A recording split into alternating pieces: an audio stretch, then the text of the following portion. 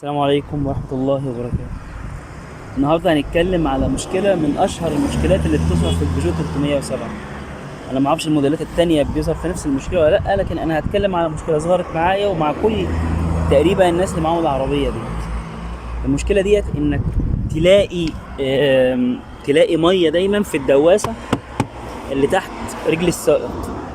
تحت رجلين السواق دايما بتلاقي مية، وبتبقى ميه في الغالب ميه جايه من ناحيه الرياتير. يعني لو انت حاطط ميه خضراء او ميه حمراء بتلاقيها في ارضيه العربيه. طب انت ممكن يحصل معاك ان تلاقي الميه دي الناحيه التانية، ممكن تلاقي الناحيه التانية. طب الميه الناحيه التانية بتيجي منين والميه هنا بتيجي منين؟ ده اللي احنا هنتكلم عليه النهارده.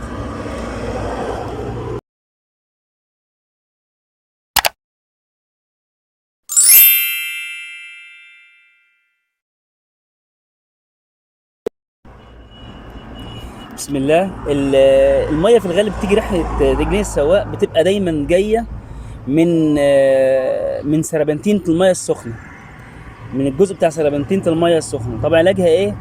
في علاجين ليها او في طريقتين للعلاج. الاولى انك تفك السربنتينه دي زي ما هنفكها دلوقتي وتتغير، وفكها سهل جدا ما هو صعب. الطريقه الثانيه انك تلغي السربنتينه خالص بالكوع اللي جوه، وبتعمل حرف يو بيوصل بين الخرطومين. برضو ده هنصوره ان شاء الله بعد كده.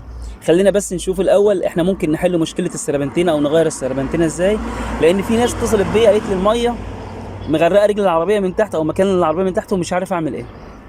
بسم الله. احنا عندنا عشان نفك الجزئيه بتاعت السربنتينه في الجزء اللي ورا ده. فاول حاجه انت بتفك الجزء ده. الجزء ده بيتفك بمفتاح نجمه. بتفك المسمار من جوه،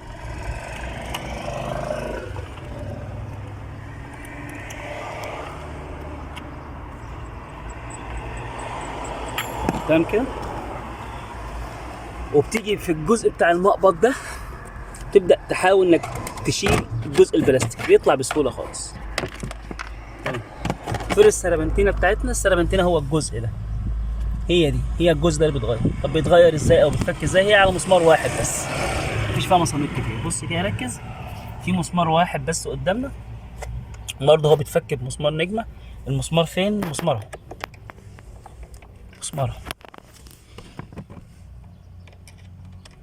فكه.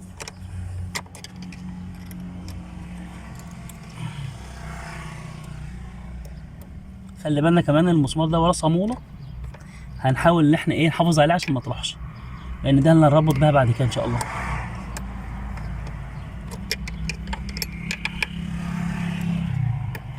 طب خلينا نفك المسمار كده وارجع لكم تاني. طيب ده الشكل بتاع المسمار. طبعا انت بتاخد المسمار وبتفك الصامولة من الجزء الخلفي. يعني انت عندك جزء خلفي هنا اهو، ده مكان المسمار، ده الجزء الخلفي اللي بيركب فيه الصامولة دي. طلع الصامولة كمان عشان تحافظ عليها عشان ما تروحش منك. طيب بيتخلع ازاي بقى؟ الدنيا سهله خالص. انت عندك هنا داخل الكوعه داخله طرفين، طرف داخل وطرف راجع. المفروض ان حضرتك هنا في جوانات ماسكاها، فكل اللي هنعمله ان احنا هنحاول نوسع. يعني بص هنا في جزء ماسك اهوت، هنحاول ان احنا نبدا نحرك اهي. بص اهي تبدا تطلع كده، ونبدا نوسع دي كده، نزقها لفوق اهي، اسحبها لبره اهي. طلعت السربنتينه بالشكل ده. السربنتينه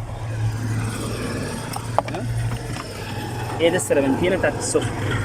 حضرتك بتجيب واحده مكانها وبتغيرها، تدخلها بنفس الطريقه بعكس اللي احنا عملناه بالظبط. تدخلها في الجزء ده، وعندك انت الجوانات بتاعتها او عندك الجزء اللي بيخش فيها هنا بيبقى فيه المكان بتاع الداخل والراجع من الميه السخنه، بيخش ويبقى فيه جوان هنا دايما. تمام، جوانات هنا كده عشان تمنع تسريب الميه بس. شكرا. طيب الحل